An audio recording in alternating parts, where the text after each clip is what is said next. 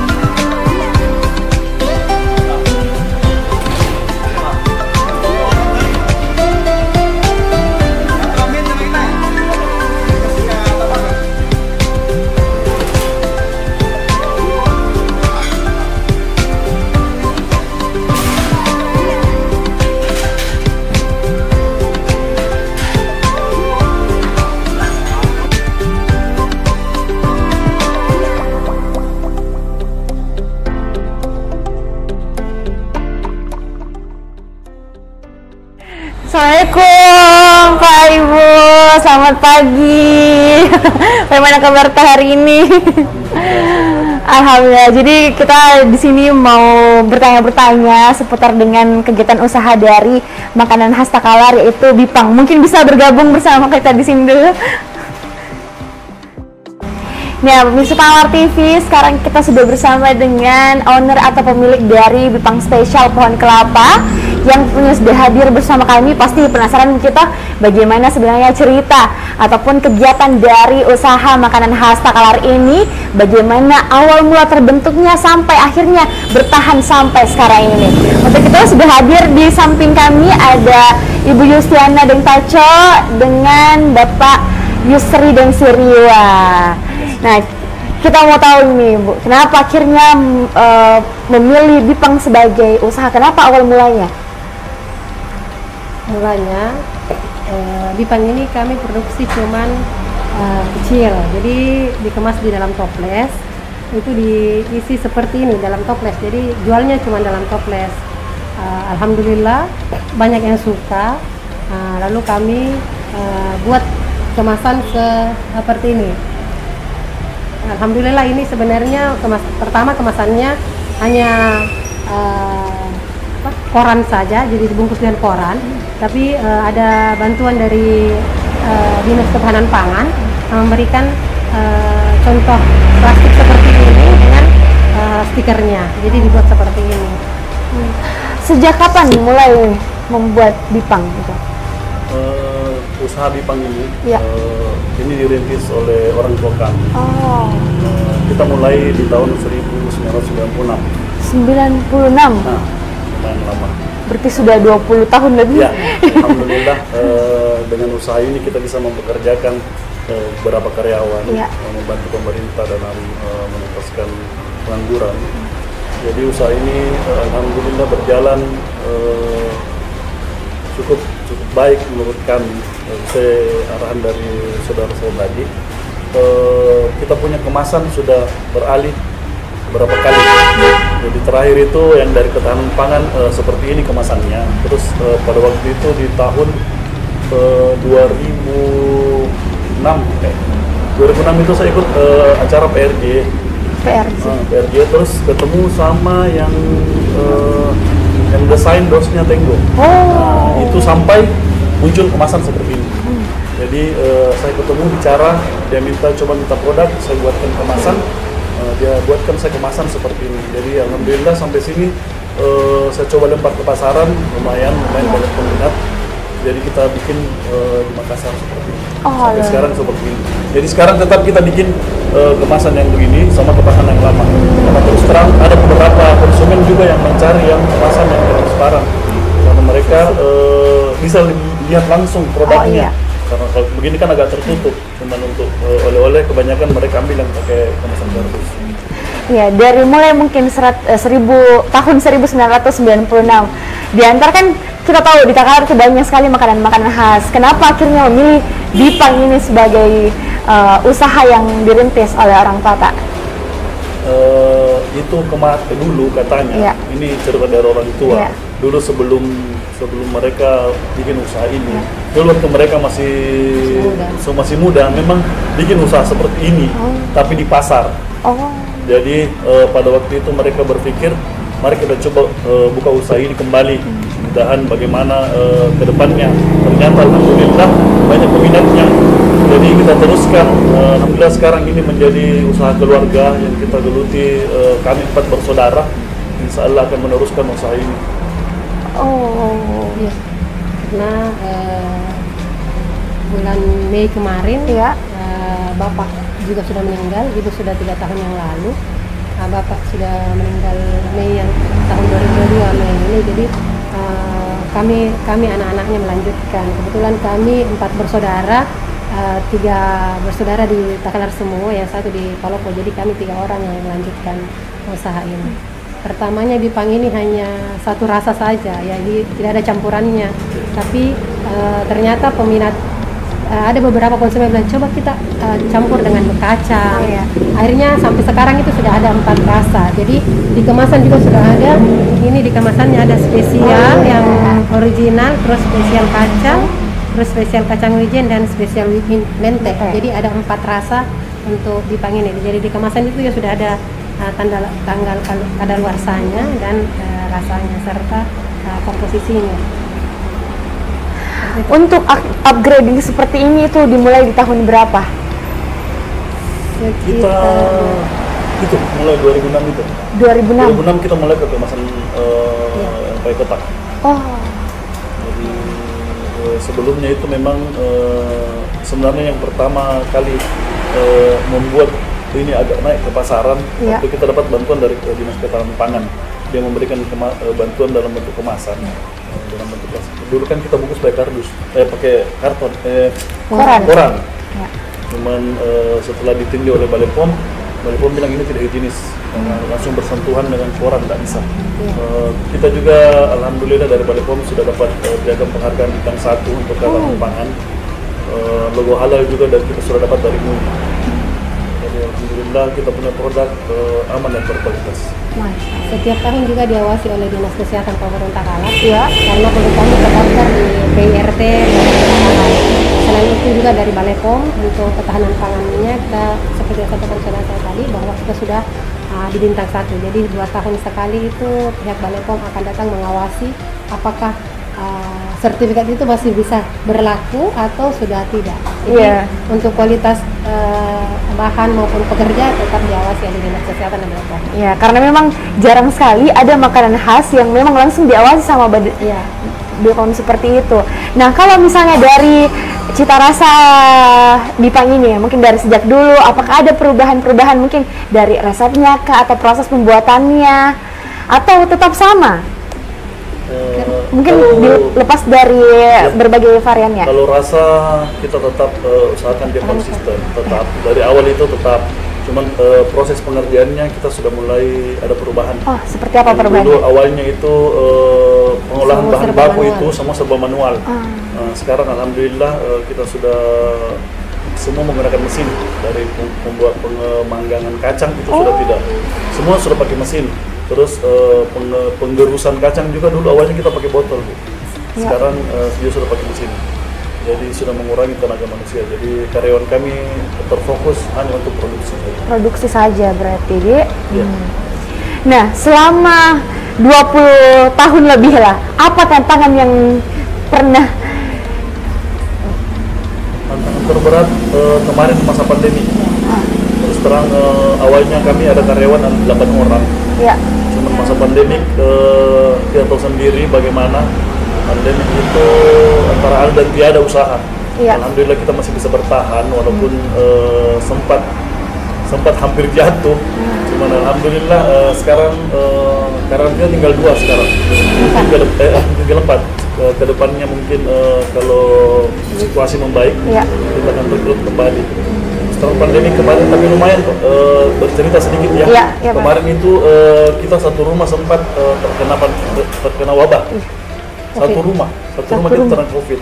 Terus pada saat itu kita tutup karena takutnya bagaimana. Iya.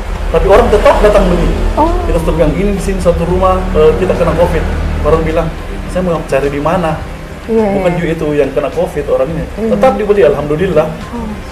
Tempat kemarin kita pikir karena akan jatuh karena satu rumah. Tapi pekerja tidak. Pekerja tidak kena. Jadi setelah kita terkontaminasi semua, pekerja cuti dulu. Nanti bersih baru mereka kembali. Iya, kita sempat jalan-jalan di hotel jadi satu rumah itu bapak yang harus dirawat di rumah sakit karena sakit, yang lainnya tuh duduk di hotel selama sebulan. Berarti itu tantangan yang dirasakan selama 20 tahun itu pada saat masa pandemi berarti dia. Ya, karena ini kan biasanya orang beli pada saat jalan untuk oleh-oleh. Nah, sekarang orang kan orang tidak kemana-mana, orang stay di rumah, tidak bisa berkerumun, tidak bisa. Akhirnya ya ini lumayan sampai 2 tahun ini sangat memang ada, tapi sangat sedikit pembeli. Baru beberapa bulan ini, alhamdulillah sudah mulai tidak sama sih yang dulu, tapi sudah mulai ada.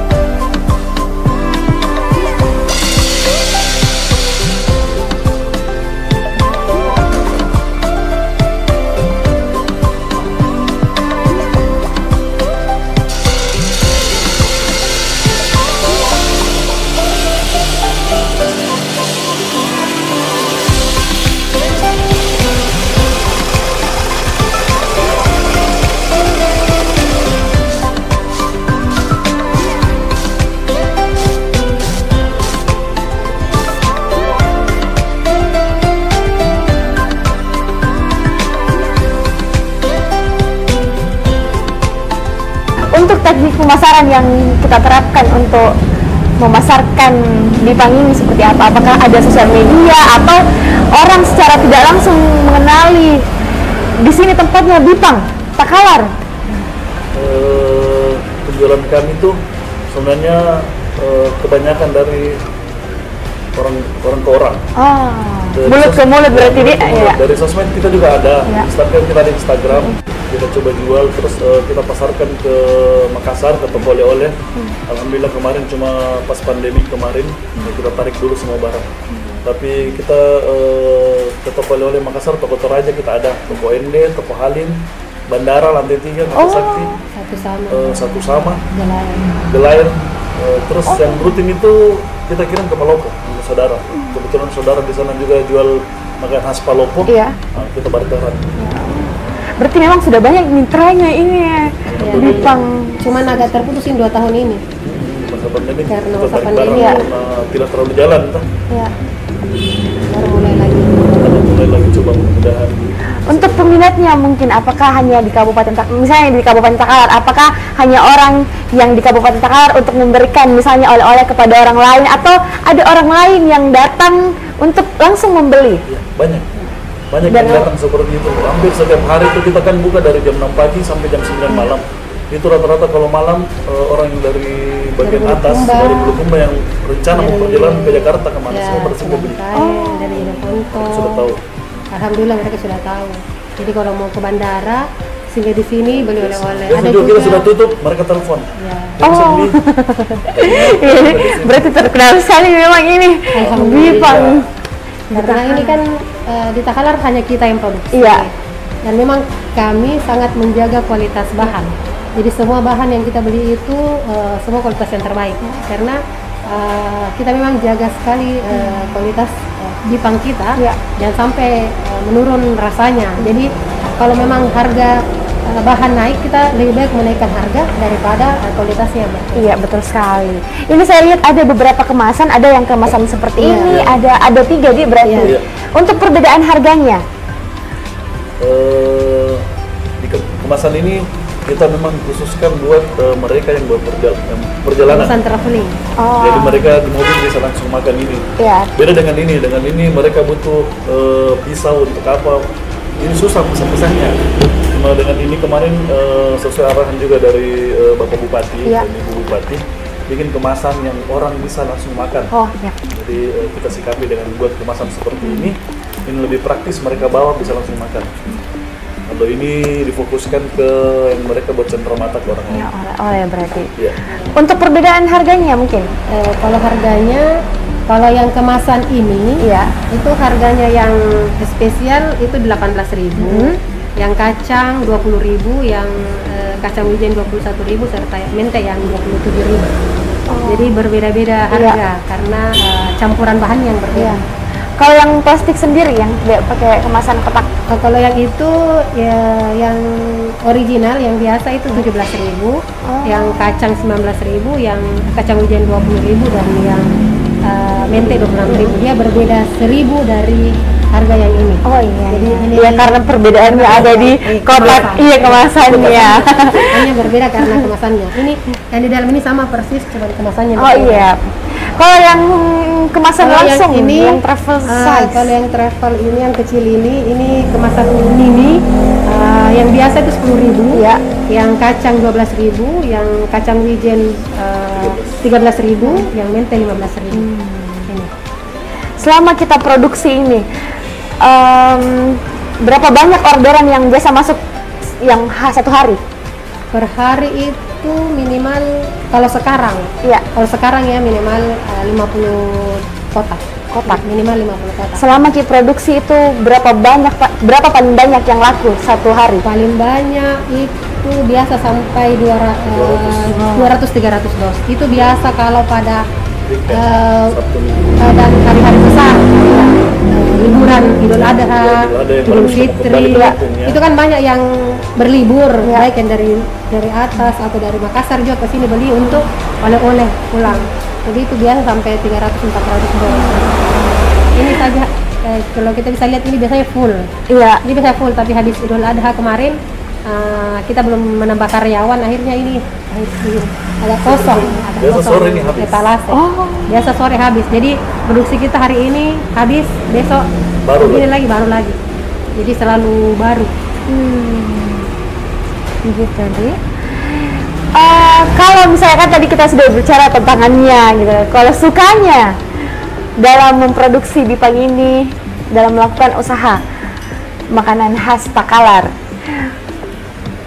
Sukanya sih alhamdulillah dengan usaha ini bisa menambah penghasilan keluarga, itu yang utama. Terus yang kedua, kita bisa membantu masyarakat yang membutuhkan pekerjaan, dan tidak kita bisa membantu pemerintah dalam mengatasikan pengangguran.